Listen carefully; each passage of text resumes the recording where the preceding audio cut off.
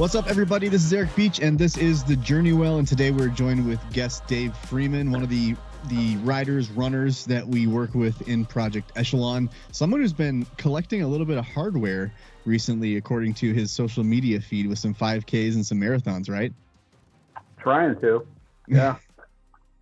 That's exciting. And I guess what I want to do today is kind of get to know you a little bit more in your story, because as we share our stories with other people, it gives them a chance to reflect and see how maybe something from your story can be pulled into theirs and maybe make them think about their own story in a different way. So I'm excited to jump into it. So I say we just do it.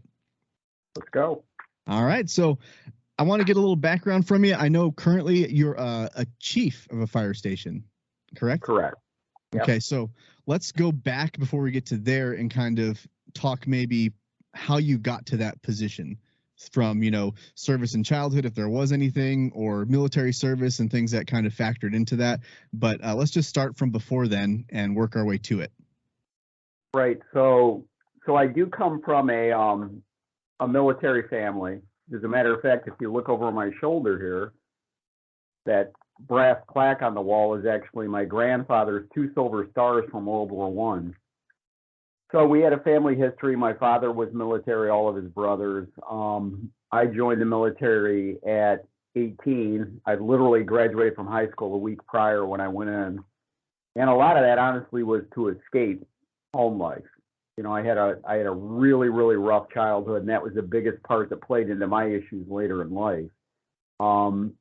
So I spent 3 years on active duty. I managed to get something really good out of active duty, which was my wife of 35 years now.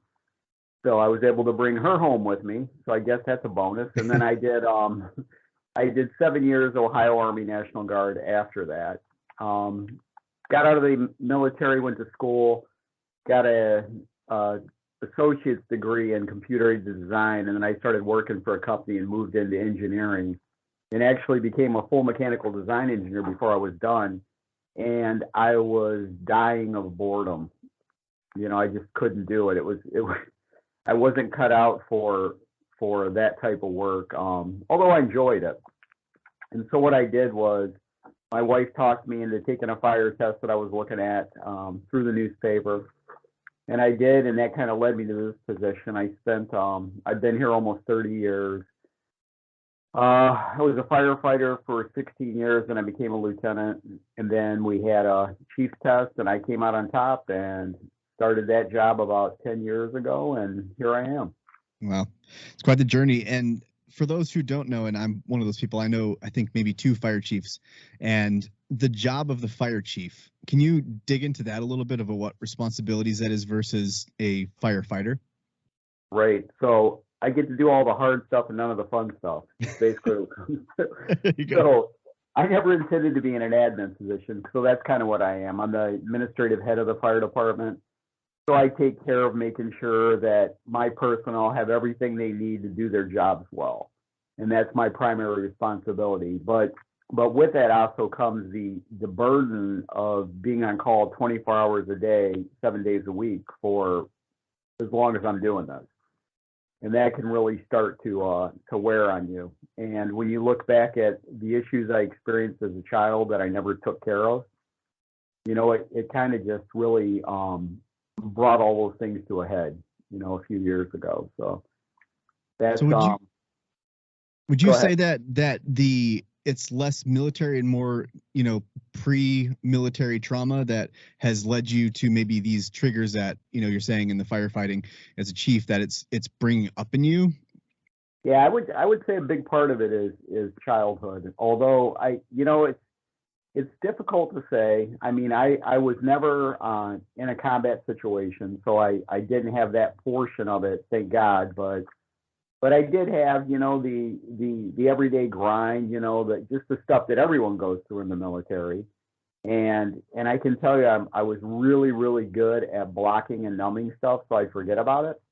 And out of my military service, I can remember very little of it. So I know there were a lot of dark times I went through then, because when I go through those, that's when I get rid of it. Just push it into, I call it the vault. I thought it was in here. It's not, but that's where I thought it was. Right. Yeah. And one of the things that I relate to is I overemphasized how much the military had to do with my struggles after the military. And it wasn't until I went through some programming that I kind of really realized that for me, it was like an identity crisis that I developed in childhood where I didn't know who I was. And when you don't know who you are, you don't have solid ground to stand upon. So when things happen, you're kind of just blown all over the place. And I want to reflect that to you. And with that, does that resonate with you, and how have you experienced that in your life? Yeah, in some ways it does. I think my biggest issue when I was a child, we kind of had a split family. I've got six brothers and sisters, but four are much older by about 10 years. And so we were like a secondary family. My brother's 2 years younger than me, my sister's four. So I became kind of like the rescuer, right? I was always the one trying to be the peacekeeper, even as a young child, trying to keep my parents from fighting, because that's where a lot of it came out of. My dad was very abusive to my mother. So I would try and, like talk to him, even as a child, and try to get him to calm down. And of course, it never worked, it just got me slapped around too, unfortunately. But going through that whole process of trying to always be the person that was saving everyone is kind of what led me to where I'm at now, because I realized later, and I didn't look at it then, that the biggest problem I was having with the engineering was not the fact that I didn't like the job so much.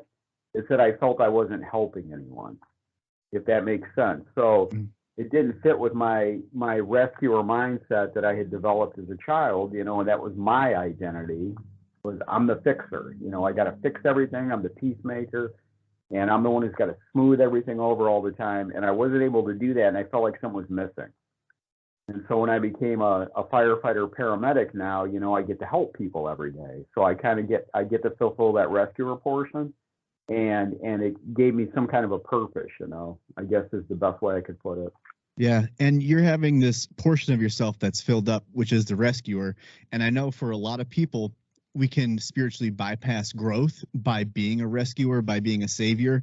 And I'm curious, not that it's you, but I'm curious, what's the other elements of yourself that keeps that balance of not just being a savior to everyone around you, but also saving yourself? So, I didn't have it before, I'll be honest with you. So about 2 years ago, it was a little over 2 years, so it would have been August of 2019, I planned to kill myself. I had a very solid plan. I was going to do it. I was going to carry it out before I had a life insurance that was going to expire. I was basically going to ride my mountain bike off a cliff near me that I knew of, and I had a plan in place. I was going to do it. And at the same time, I was working with the Ohio Fire Chiefs trying to develop best practices for mental health, which, Go figure. I'm going to kill myself, but at the same time, I'm trying to fix everyone else. Yeah. My wife happened to go to a conference with me as I was gathering materials and trying to learn more. And I had written something in a notebook that I was working on, and she actually took my notebook, and it's actually tattooed on my arm here now. It says, "Feel yourself first."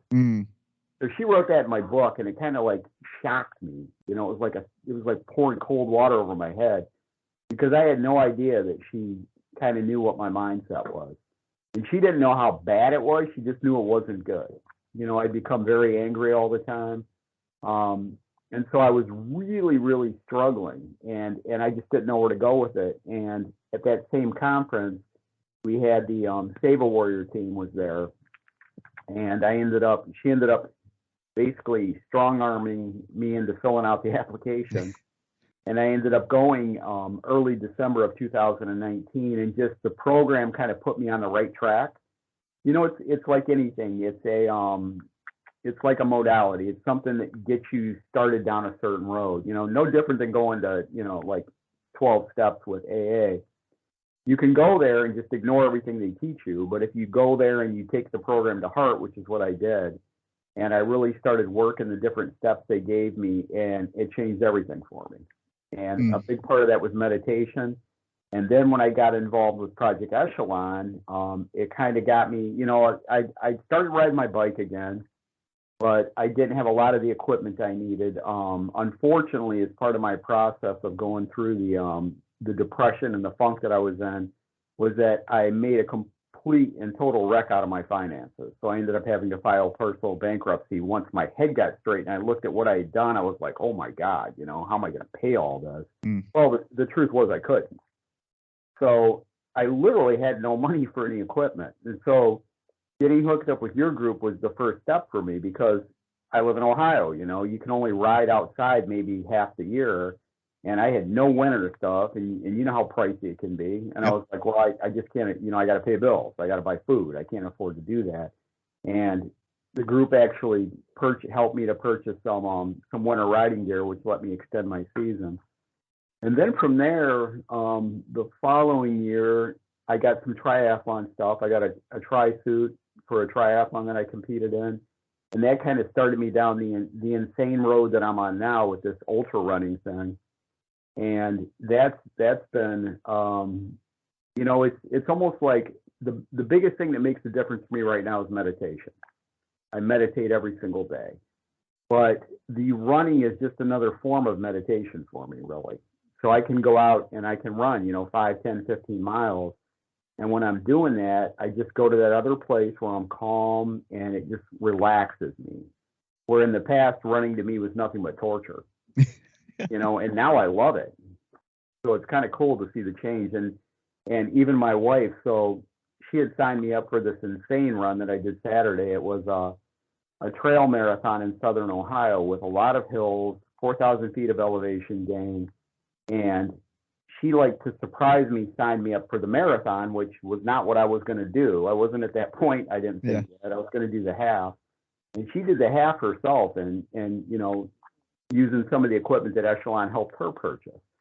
You know, she's primarily a power hiker, but what she did was the first 7 miles of this half marathon she ran, which really impressed me, you know, because she's not a runner. And I managed to make it through it. And as you said, I collected a little hardware for Grandmaster. I think that just means I was so old and stubborn that I outlived everyone else that would essentially do this. So, but I'll take it. Yep. And you know, it let me kind of surprise myself, really. You know, and she had that kind of confidence in me and pushed me into it. And she was right. If I had done the 13, I would have been like regretting it because I could have gone further. So she knows me better than I know myself sometimes. It feels that way. And you're saying a lot of really good stuff that I want to talk about. But the recent thing you said was your wife. You said it a couple times now. And I, very similar. My wife was my champion. And when I didn't want to get help, she pushed me. She found the program. She found the service dog, and then gave me space to do it myself. Because she gave me a coin once that said, I saved myself. Very similar to what, you know, your wife has, and now with his tattoo, which is super cool.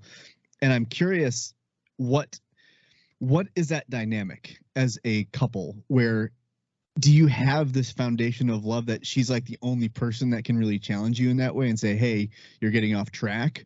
Or how does that work? Does she go hands off and say, hey, I'm just saying, you probably want to do this, and then give you space? She's not, you know, she's not immune to, like, metaphorically smacking me upside the head. Not literally, of course, but she'll say, you know, and her word is, and pardon the language, is, you're acting like a dick. Why are you acting like that? And sometimes I get off track a little bit, you know. And the other thing too is she is so in tune with me now that she can literally tell if I didn't meditate that day. She'll call me on it. You know, I'll come home and I'll be, you know, I had a rough day. I was too busy. I didn't have time to take my little break and do that. And she knows right away. She'll be like, you didn't meditate today. And I'll be like, no, I didn't. Get in the other room. Go do it right now. You know, so she's kind of my my muse, my conscience. She's the one who guides me. And you know, sometimes I do the same for her. She ended up going through the exact same Sable Warrior program about a year after me. And that really kind of changed everything for us, you know, kind of getting us in tune a little more.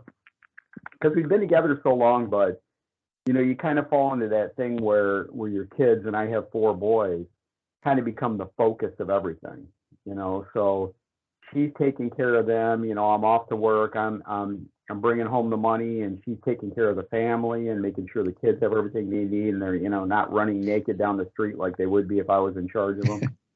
Making sure they're fed and they get their homework done and stuff. So we made a good team that way. But then you start to, the kids are moving out now. I've got one at home, and it's a new dynamic, and moving into that place, as you get older.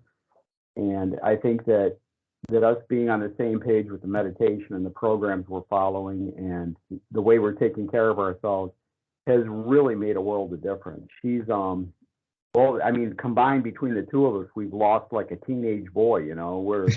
We're combined about 100 pounds down, probably about 110. So we went from, each of us weighing nearly 200 pounds down to I'm 140 and she's 135. So it's just amazing. And a lot of that's credited back to the help you guys offered us, and the inspiration that we see through the group. So it's really helped us a lot. I can't thank you guys enough. That's amazing. And one thing that you said about that help is when I created Project Echelon with Eric Hill, it was, after I went through Save Warrior in 2015, 2016, I can't remember when I went, cohort 027. So whatever that works out to in the reverse math.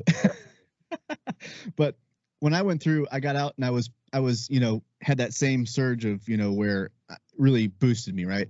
But then I kind of drifted away. And as you do after any good experience, you drift far enough away that you're back where you found yourself. And I kind of had that. And what it was for me was I needed something in my area that I could do daily. I didn't know what it was exactly, but that's what Project Echelon was born out of, is that I need something to keep me going on a day-to-day basis, something training wise, and that's going to change as we go. And I'm curious for you, Save Warrior gets you on this path. And then did you have, because you had cycling and that was part of your suicide plan, which is intriguing to me because now you're re-engaging with that same device, which would have been the vehicle of your demise, but now in a way you've redeemed it. So was there a relationship of reconnecting with the bike in a healthy way through that daily practice? Yeah, there actually was. And so I used to look at it differently. The bike, like when I did a triathlon, the bike's by far my strongest point. I mean, I was fourth out of all competitors on the bike at 56, so that gives you an idea how strong I am on it. But I've got a tattoo on my left leg that says the pain silences the ghost. And that was old me. And that's why I rode the bike. I would go out and ride 50, 60 miles at 20-mile-an-hour pace just until I was obliterated. And I would come home and like fall off the bike in the yard and crawl up on the porch and sit there. And while I was in that state of mind, I could forget everything else. Because you know how it is when you're on the bike and you're pounding out those miles. You can't think about anything else about, I'm in a lot of pain and I just got to keep pushing. And that's kind of what I was really good at, was just like shutting everything out by doing that. But the problem is it all comes right back, right, when you stop. And so honestly, I remember telling my wife, after I got my head straight and I jumped back on the bike and went out to ride, I go, I don't know if I'm going to be able to do this anymore, like I did. If I'm going to have the same strength and I'm going to be as fast and everything. Well, thankfully, I found out I was, and actually better in a lot of ways, because now I was doing it for the right reasons, instead of just to forget. So it's funny, I keep telling her, I go, I got to get this tattoo changed. I got to get the pain crossed out and put like calm or something above it, because it just doesn't work for me anymore. So yeah, the relationship with the bike did change a lot, and it was neat to see my wife get back into it. She rode bikes when she was in the military. And the bike she currently rides is the same bike that she bought in 1985 in the military, which is a really nice Bianchi. And I'm amazed at how smooth this thing still is. I'm riding a giant TCR that I bought used, and her bike's smoother than mine. I jump on that thing, it's like it's butter, it's such a well-made bike, and it's so nice. And, she was hoping to win one of the Project Echelon bikes, and I go, I don't know, I kind of like So it's been interesting, and she's really gotten into it now. As a matter of fact, next Sunday, we're riding with a friend of mine who started a group called I've Got Your Six. And he's a retired sheriff deputy out of Washtenaw, Michigan. And so he's riding to raise awareness for police officer suicide. And so last year we did a day with them, me and my son, who's a police officer, and they rode from Michigan at that point. Trying to think where they went the first time. Oh, they went to Washington, D.C.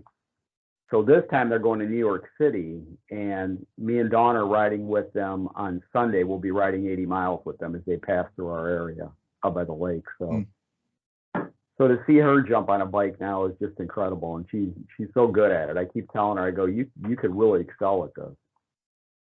Wow, I love it, and that's just a really great reminder of it's not the thing, it's how we engage with the thing that really changes the trajectory of our life. And right. I mean, I've used that the same way, this masochistic, sadistic drive of self-punishment for me it was. And also, like you said, if I'm in pain, I can't think of anything else. I remember saying that in Ironman France was, I wanted to quit, but pain is in that time, it was such a great thing because I couldn't think about finances. I couldn't think about my future. All I could think about was like, I am in such physical pain. I can be nowhere else.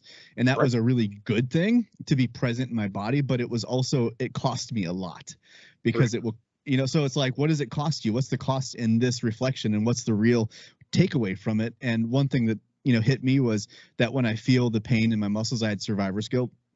And for me, it was this thing where if I feel that feeling, that's a blessing to have that ability that my legs can be tired because there's people who died, people who are no longer with us that can't feel that pain. And so it's a reminder not to push harder, but to just live and to live my life to the best of my ability because that's all they want me to do. And I'm curious if you have any feelings like that where you're connected with memory or with, the reality that you're overseeing firefighters who get PTSD and have suicide issues as well. Like as you're not the savior of those men, but you're over them and have a connection like they're your children or they're your family. And does this daily practice of cycling, of meditation, does that help you re-engage with your responsibility as their overseer or administrator? Right. So in some ways, I tell them all the time, and I really mean it. It sounds like a cliche, but they're my family. They're like my second family to me. And honestly, I couldn't tell you how many actually believe me, because I'm also the high school principal at the same time. But what I've done is since I came back and got myself straight, one of the first things I did was I had 3 meetings with each shift because we have 3 different shifts. And I did it on a day when we had our medical run review. So everyone has to be here. And I basically told them my story and I didn't leave anything out. I told them from the time I was a kid, what I went through, the abuse. I told them about planning to kill myself. And I told them about where I was at now. And that was probably the hardest thing I've ever done in my life because I'm thinking like this could go horribly wrong on me. It could totally damage my reputation as a leader. And I don't know how they're going to look at it. Thankfully, it didn't go that way. They appreciated me telling them that, and it actually kind of opened their eyes to know that, this can happen to anyone. And now I actually go out and I have permission from my mayor, which is fantastic, and my city manager before him to go out and do 6 hours a month of outreach on the city's time to go out and speak to different firefighter groups and police officers.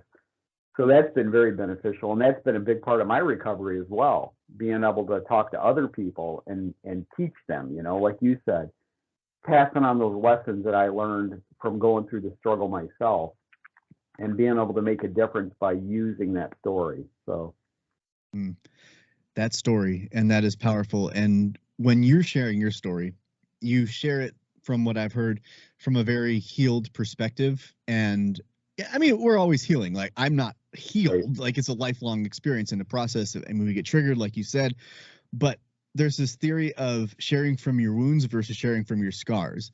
And I'm curious, when you reflect on that, you're not necessarily sharing every dirty little hurt and hang up that you ever had, but are you finding stories that you have done enough work on to heal where now you feel empowered in the way you share them? Oh, for sure. The whole thing has changed. I mean, I love and I don't know if they did this when you were in Sable Warriors, something they do that's really cool is they have Mick Hucknall from Simply Red, the song Holding Back the Years, which is all about childhood trauma. And they show him from 2 different places. One's the original video that he recorded in London where it's all dark and everyone's abandoning him. At the end, he's driving out of the city in a train all by himself. No one else is in the car with him. He's got his head against the window and everything's dark. and then they show him in Amsterdam, and sometimes like in the 2000s, I don't remember when it was, but singing the same song, but he's a different dude now, right? I mean, like he's happy and he's getting the audience singing with him and stuff. And so they tell you, when you tell your story, tell it from London, tell it from Amsterdam, but tell it with all your heart. And so I used to tell it from London, right? I was still wounded. So when I talked about it, it was very difficult to get through. There was still a lot of breaking down. There were points where I'd have to take a break and walk out in the hallway and, wipe my eyes for 15 minutes and blow my nose and then come back in, where now I'm healed sufficiently that I very, very seldom ever have any type of break. And it's usually precipitated off what I'm seeing in the audience. When I do have a tear or something, it's because of something I see. Someone recognizes that hurt and I see them start breaking down, and it breaks me down a little bit, which is a different perspective for me, because before I was so far gone into all of that I always had to be the hard ass, right? So I couldn't show any emotion. The only time I showed emotion was when I watched like stupid movies like E.T. or something, and then my wife would make fun of me because I'm crying about E.T. But in real life, my kids would get hurt, my wife would be hurt, and I was just, just shut off. All the emotions were shut off. I was like if you looked up flat affect, I was like the picture next to it, I had no emotional response whatsoever other than anger that I self-produced. So yeah, it's a different place now for sure. Yeah, that anger sits atop many things. What's the thing under the thing? I know that's a big thing to talk about. And anger is really easy to portray as well. It's very empowering, sort of. Crying is very vulnerable, and fear is vulnerable. And when you're talking about seeing someone in the audience, that's like the difference between being a victim and just crying because you're wallowing in something versus having a tear because of you having experience of empathy. Like that's incredibly a powerful transition, and it sounds so subtle, but it's huge because you're not in it. You're not bathing in the sadness and sorrow and the victimization of it, and you're speaking from an empowered spot. And there's going to be moments, where you oh crap, I didn't realize that I hadn't resolved this yet, and all of a sudden you're breaking down, and that's painful, but it's also really good. I had one of those within the last 6 months where I was in my room in the basement here just bawling because I didn't know I had to grieve this childhood thing. I was like, holy crap, it just hit me in a different way.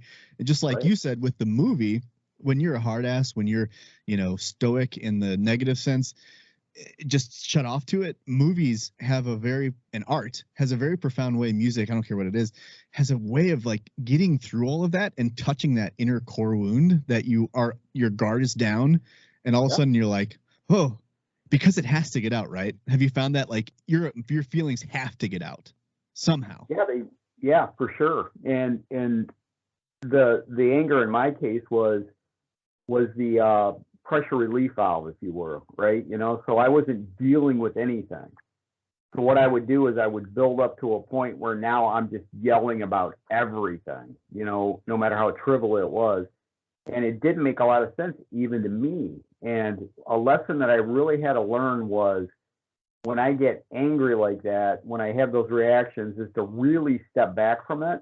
And this is the Michael Singer Untethered Soul coming out of me, right? That book is fantastic, but why do I feel this way? What's precipitating this? Is it the situation I'm in right now? Or is it that implicit thing that's hiding back here from 30 years ago? And in almost every case, I found that it had nothing to do with the current situation at all. It was just that something in what was going on took me back to that place. And the one thing I really described to my wife was my wife can be very exacting about how she wants things done, right? She's got her ideas about different stuff. And when she would criticize something I did, it would infuriate me. Just it made no sense. Like something minor, I'd do some, floor trim or something, and she would say, well, it doesn't line up perfect here. And just an innocent comment like that, or, can you make that a little straighter or something? And I would just lose my mind. I'd just like scream at her. And when I really looked at it and pulled back from it, what I realized was that went back to my childhood, my mom calling me stupid, you can't do anything right, smacking me upside the head, ripping my hair out, whatever may be the case at the time. And every time that happened, I just, 40 years back, I'm a little kid again, and everything's horrible. And being able to come to that realization and then stop it was a huge step for me. Can you talk a little bit about that process? Because I think that's incredibly empowering to be able to go from triggered to reflective. Yeah. So what I really had to do was like step back in myself, right? So every time it happens now, I'm first off, I'm more self-aware. I think the meditation does a lot of that for me. Really makes me consider what my thoughts are doing. And whenever it happens, I have a very strict process that I follow. And what I'll ask myself is just like I said, why am I so angry about this? You know, is there something about this that makes sense? Or is it just anger for the purpose of anger? And if I'm being attacked personally or whatever may be the case, maybe I have a right to be a little bit angry about something. But in most cases, that's not what it was at all. And in some cases, I don't even know why. You know, I just know that it's disproportionate. So when I look at it, I'm saying, okay, I'm really, really angry about this, but it makes no sense. So if it makes no sense, then why am I angry? And then I can pull back from that. And, you know, there's been many times where I've had to apologize to my wife because of the way I acted, you know, and I'm like, you know, I'm sorry about that. It wasn't appropriate and it had nothing to do with you. You know, the question you asked made perfect sense and it was timely and right. You know, I took it the wrong way. So I think, you know, it's your life experiences guide the way you react to things. And if you realize that and can pull back from it, it can change everything for you. And we're all like that. You know, we all react based on what we know. That's why, you know, one point I like to make in the talks I give is that the police don't like to rely on eyewitnesses to a crime because everyone brings their own biases and life experiences into that, and they all see it a little bit differently, right? So depending on what you've gone through in your life, you're going to focus on certain aspects of what you're viewing that are going to be different than what I look at. You know, when you look at the science of it, even, you know, you see colors different than me. We might all call it blue, but if I forced you to pick out a certain shade, that might be wholly different than what I consider blue to be when you compare them, right? Yeah. And that's kind of how we look at everything we go through. You know, that's why you can be outside of a situation where you see a couple arguing or friends of yours arguing about something, and you're thinking, this is the stupidest thing I've ever seen. Why are you arguing about that? And you can't understand it from their viewpoint because you don't know what wounds they're carrying with them into the argument. So, yeah, it's a powerful process when you can do that self-evaluation and pull back a little bit. I had to do it today. You know, I got a little testy with my wife about something. I had to call her up and say, look, you know, that was wrong. I shouldn't have done that. That was, you know, and it's that self-realization that I have now and the ability to pull back from something instead of letting it overwhelm me that's made the difference. That's so important. That awareness leads to the opportunity to make choices. So if you're aware, it's not that you're going to nail it. I know for me, I get, you know, triggered with my wife or with someone that I talk to and has a differing opinion or an understanding. And I expected something different from them. Either if I'm showing you my piece of art and I get angry because you didn't give me the reaction I wanted. I wanted you to laugh or I wanted you to cheer, like, but you didn't. And so like, that's this infringement on me, which is not. I have to really look at that. Like you said, is why am I really upset that they didn't care about this movie that I made, you know? And it does take you back. I had my kids trigger me because I feel like kids are one of my biggest triggers because they know how to push buttons, you know, because they're figuring out life and they're doing it differently than me because I want them to do it differently than I did when I was a kid. And one time my youngest was needing something. Everyone needed something and they still do. Like they're always asking me for help or whatever. And I just got triggered and I just blew up and I, you know, yelled at them or whatever. And then I went off and journaled, like, what am I feeling? And the statement that I had was irrational. And it was, I hate being needed. And that was the truth of what I felt. And I was like, learned enough to know that, well, no, why would you hate being needed? That's one of the greatest things is you want to be needed, right? I'm like, but why do I hate being needed? And then it was the converse of that. I hate needing was the statement. And that hit me. And all of a sudden I wasn't mad at them anymore. I was back in childhood saying, if I stay quiet, daddy won't be mad. If I stay quiet, I won't get in trouble. The teacher won't call on me. The teacher won't pull me aside. If I just stay quiet, And if no one needs me, I don't. And then so I, all my pain, everything, my broken toe, whatever I was going through, I had to hide it because Right. I couldn't need anything. And if I did, it wasn't safe. And so now I'm Right. seeing my kids express this freedom to need so freely that it bothered me because I wanted that when I was a kid. I'm Yeah. mad at that. I didn't get to do that. Like, why couldn't I want to ask for help? I want to do it right now. So I realized like I have to ask for help and not smash them. But I can then go and say, hey, here's the deal. I need you to gain independence, but I'm sorry that I blew up. And I apologize to my kids a lot because I'm like, that was wrong, but there is something I need this from you in the future, you know? Yeah. So it's not a complete pass, but it is a conversation of ownership. I own my shit. You own your shit, you know? For sure. Yeah, I think one of the most important lessons that I've learned is what other people think of me is none of my business. That's a hard one, right? Because, you know, people have an opinion about you and it bothers you.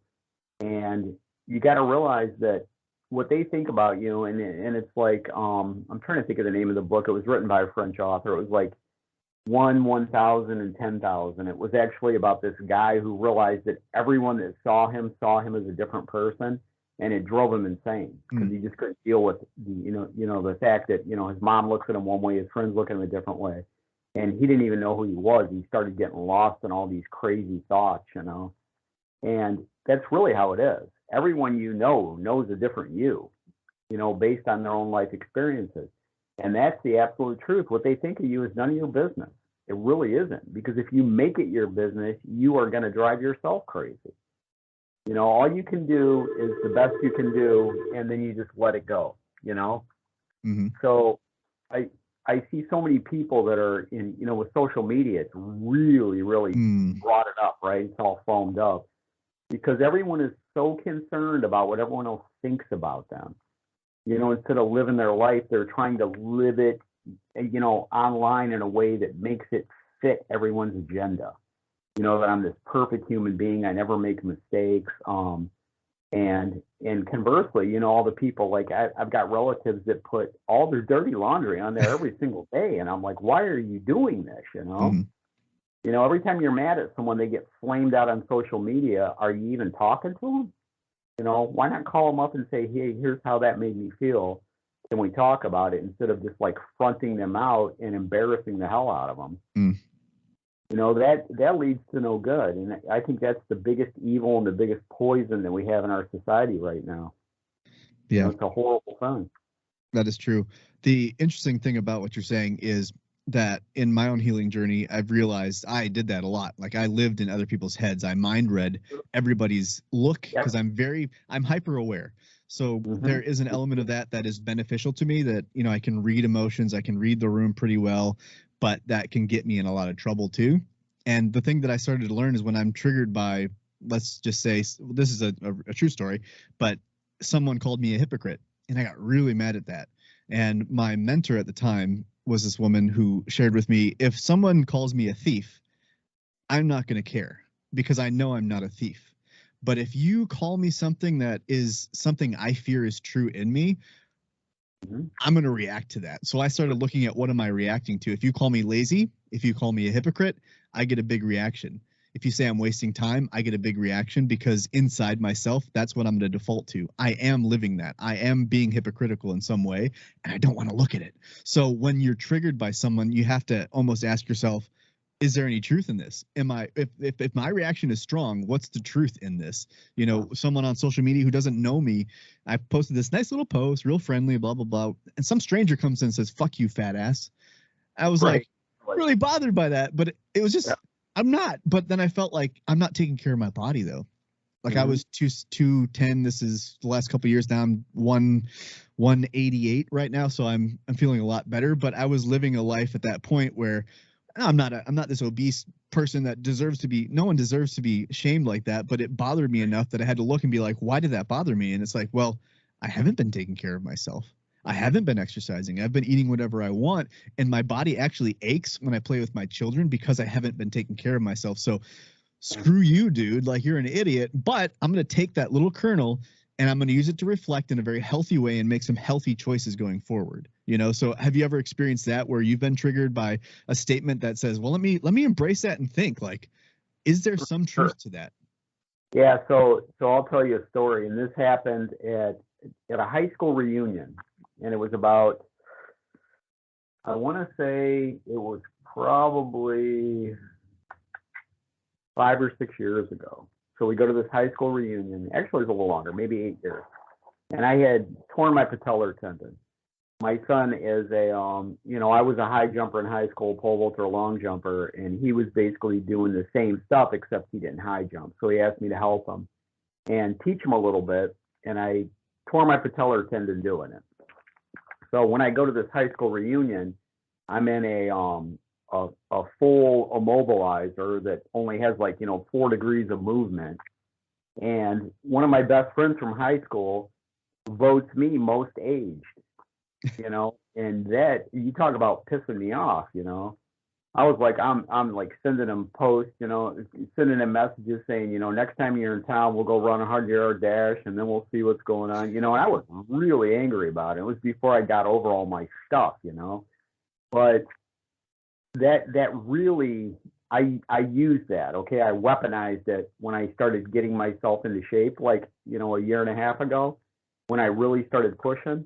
That's the image I had in my head, of him saying that to me, putting it on social media on our high school reunion group, and then looking back, he wasn't wrong, because I look at the pictures of me from then, and I literally looked like I was 20 years older, which is horrible to look at yourself in that light. My power, the way I carried myself.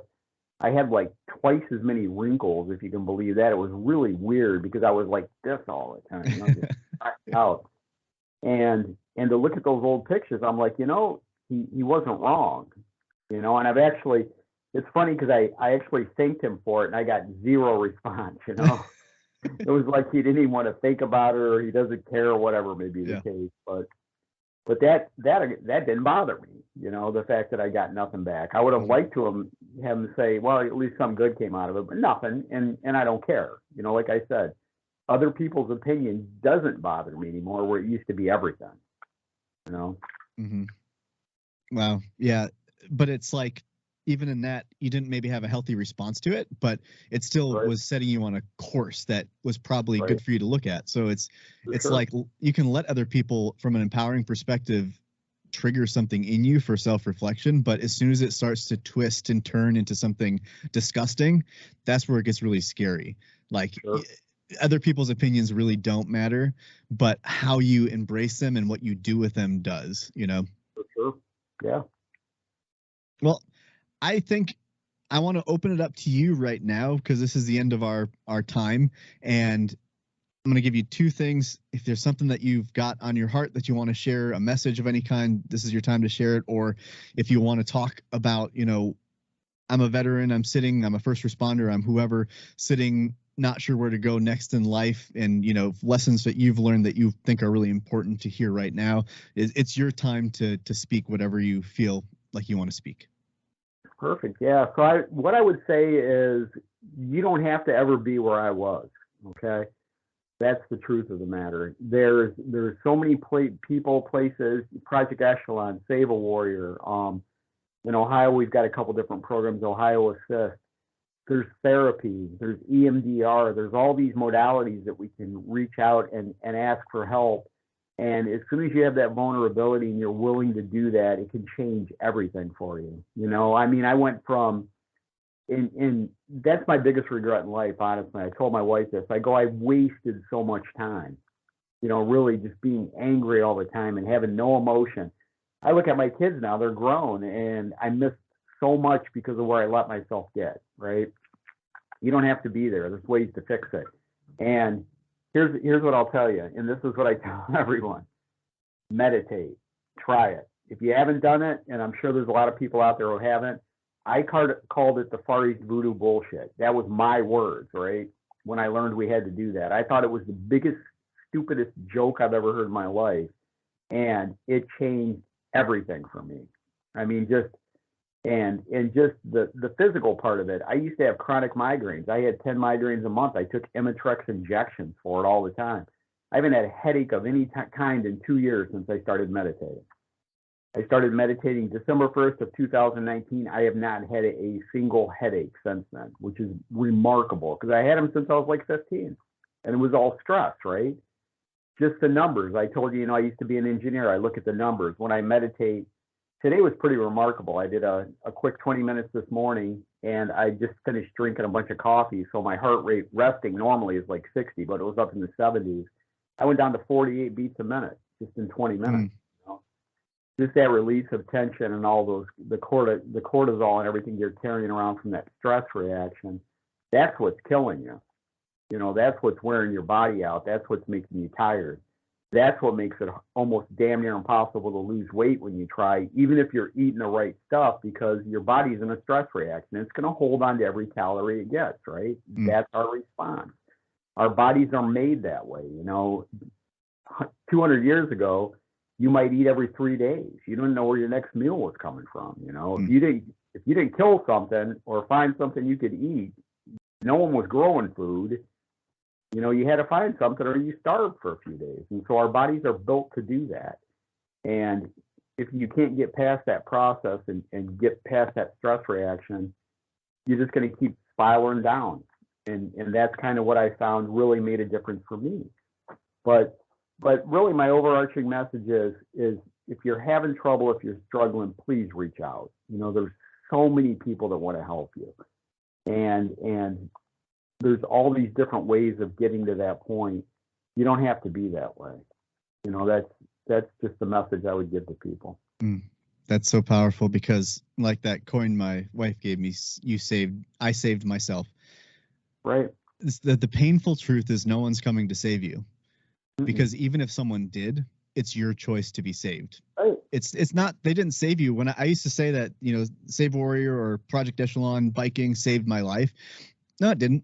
Because I could have showed up to any one of those events. I could go out to a bike ride and just be disconnected mentally. It's my willingness to engage with the modality, with the wisdom that's given to me. It's my ability to say, this didn't work, but this did. My service dog is supposed to be used this way, but I'm going to use her this way, and I'm going to experiment. There's 75 million ways to meditate. I'm going to find one that works for me. There's 8 different therapists I went to before I found one that really worked for me. There's one program. No, there's 40,000 nonprofits for veterans. There's so many options out there, but it's how we engage with them that's going to save our life, because we save our life. That's the empowering and the painful part of it, is it's my job to save my life. No one's coming to save me. I'm the hero of my story and you're the hero of yours. And the hero doesn't get rescued. The hero rescues. So I think it's amazing that, more people should do this. You should try 5 different meditations before you say, maybe meditation's not for me.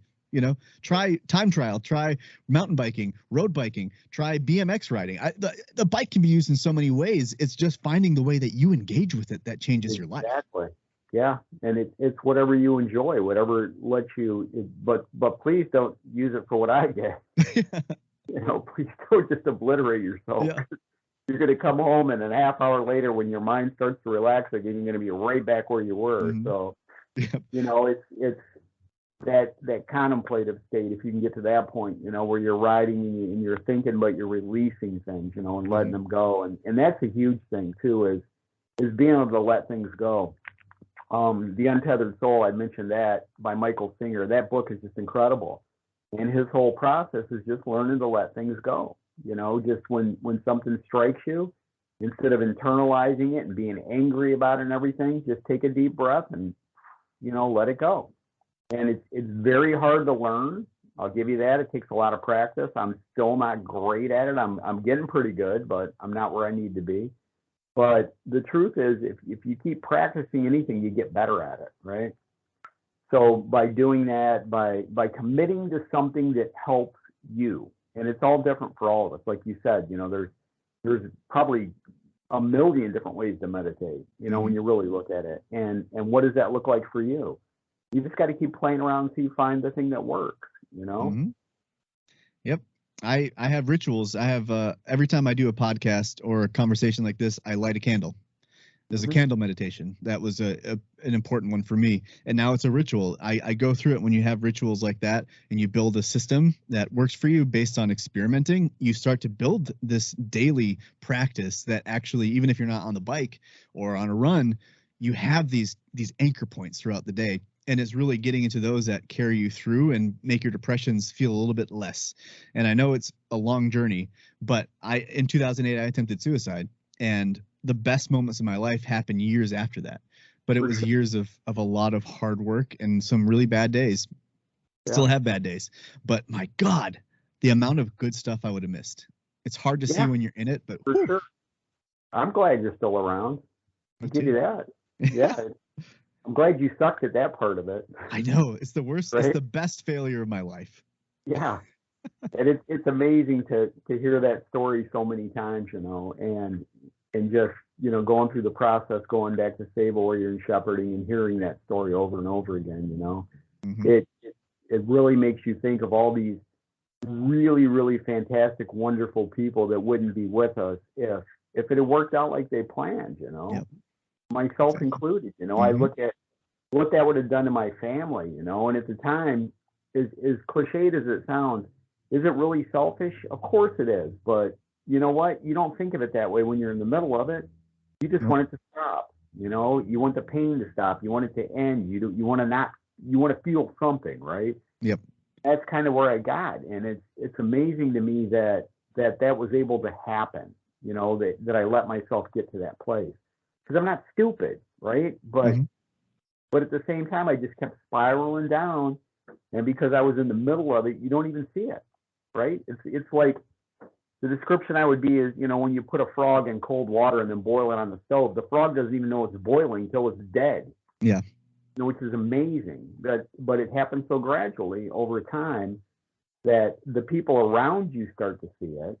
And I rely a lot on those, because my wife will even tell me occasionally, she'll be like, yeah, you know what, your daughter-in-law sees it too. You're acting like a jerk.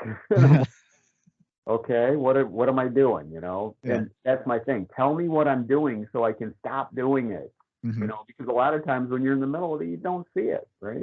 Yep. So that's the power of community, and that's a great place for us to button it, is get a group of people, find a group of people that are trusted, that have earned access into that part of your life, and you can exclude that access if they betray trust. That is absolutely okay to do. But when you have that community, they can see a 360-degree view of you and help get you on the right path. So don't do this alone.